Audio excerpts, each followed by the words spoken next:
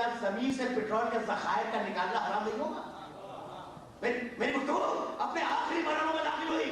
دشمنی ہے فاطمہ کرنے والوں کو یہ بات اپنے ذہن میں رکھنی چاہیے کہ ہر سانس جو اس زمین پہ لی جائے وہ حرام ہے. ہر قدم جو اس زمین پہ اٹھایا جائے فاطمہ کے دشمن کے لیے وہ حرام ہے. کیوں؟ اس لیے کہ یہ وہ بیوی ہے، یہ وہ بیوی ہے جو شفاعت کا پروانہ لے کے دنیا میں آئی. اور میری گفتگو اس مرحلے میں تمام ہو گئی. یہ بیوی شفاعت کا پروانہ لے کے آئی. جملے سنیں، مجھے یاد رکھتے تھے. صاحب منہاج الامت میں ان کا تعلق ہمارے فرقے سے نہیں ہے. ایک بڑا چھوٹا سا واقعہ لکھا اور اس واقعے کو عرض کروں گا. یہی فضائل ہے بیوی کے، یہی مسائل اور آپ کے کیا رکھتے ہیں. دیکھیں 65 دقیقے مکمل ہوئے اور 5 دقیقوں میں بات کو مکمل ہو جانا ہے.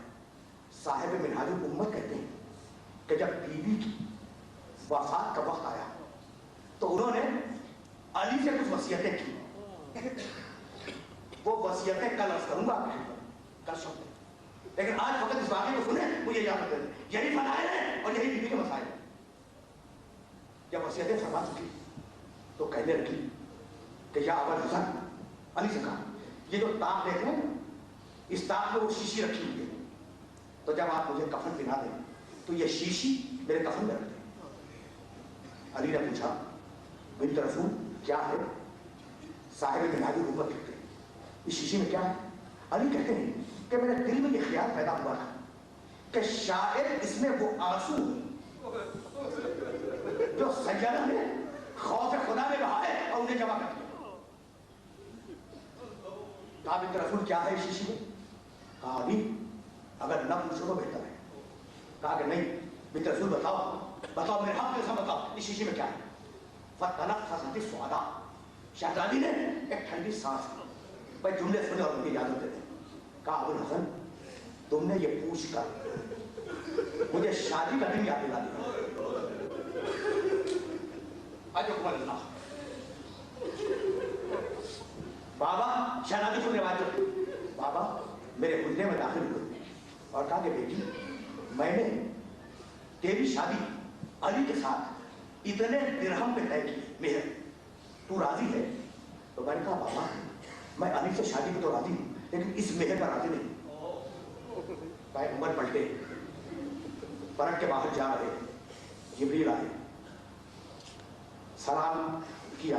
کہا یا رسول اللہ، اللہ نے آپ کو سلام کہا اور کہا ہے کہ اگر آپ کی بیٹی اس مہر پہ راضی نہ ہو تو ہم نے اس زمین پر جتنا پانی ہے وہ سب اس کے مہر میں لکھ دیا.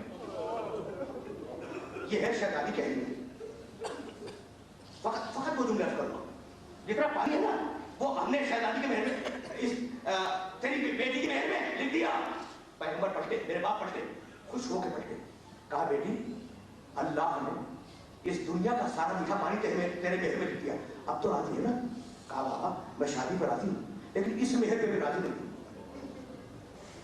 پیغمبر پھر پلٹے، جیسے ہی قدم نکالا جبریل پھر آئے اور کہا یا رسول اللہ اگر آپ کی بیٹی اس مہر پر راضی نہیں ہے تو اللہ آپ کو سلام کہتا ہے اور کہتا ہے ہم نے پوری زمین سیدہ کی مہر میں لکھ دی.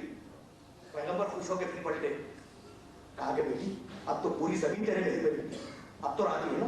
کہا بابا میں آپ کو بتا چکی کہ میں شادی پر راضی ہوں لیکن اس مہر پر راضی نہیں ہوں.